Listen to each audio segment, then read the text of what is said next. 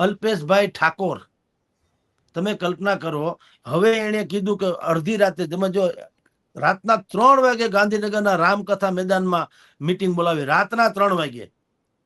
15મી August 1947 Pandit Jawaharlal નહેરુએ મધરાતે જયારે આપણને આઝાદી મળી અને એને પ્રવચન કર્યું, એને ફ્રીડમ એટ મિડનાઇટ એમ કરીને, એ બહુ પ્રચલિત છે, ઐતિહાસિક. એ એક અડધી રાતનું પ્રવચન, એ વિખ્યાત છે.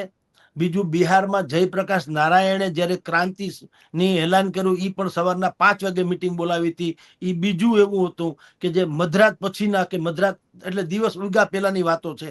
આ અલ્પેશ ઠાકોરનું જે મીટિંગ સભા થઈ, એ આઝાદ હિન્દુસ્તાનની ત્રીજી એવી સભા છે જે મધરાતે બોલાવવામાં આવી અને લાખો લોકો આવ્યા ખરા. જીગરભાઈ, મહત્વની વાત તો ઈ છે. એનો અર્થ એક તો થાય, કમસે કમ ઠાકોર સમાજ એમાં હવે પરિવર્તનની આંધી સર્જાણી છે, યા તો ભૂખ જાગી છે, એમાં તો કોઈ સંદેહ નથી. નહીતર આવી કડકડતી ઠંડીમાં મધરાતે તો કોઈ આવે નહીં. અને અલ્પેશ ઠાકોર એ કોઈ સુપરસ્ટાર નથી, ફિલ્મ સ્ટાર કે ક્રિકેટર કે સેલિબ્રિટીઝ બીજી રીતે નથી. સમાજના યુવા નેતા છે, એમાં ના નહીં, પણ એને જોવા માટે પડાપડી, જેમ માઇકલ જેક્સનને જોવા માટે પડાપડી આપણે કરીએ, એવું કઈ છે નહીં.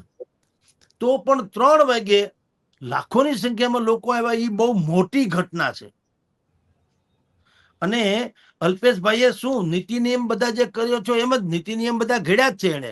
એને શું કીધું કે 2000 છાત્ર છાત્રાઓ રહી શકે એવી હોસ્ટેલ બનાવ, શિક્ષણધામ, અને એવા 1 નહીં 8 બનાવશું.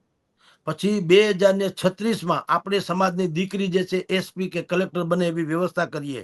પછી દરેક તાલુકે દીકરીઓની હોસ્ટેલ બનાવવી. પછી 12 ધોરણ પછી જ લગ્ન થાય એવી વ્યવસ્થા દીકરીઓમાં કરવી, અને મહિલાઓને રોજગાર લક્ષી. તમે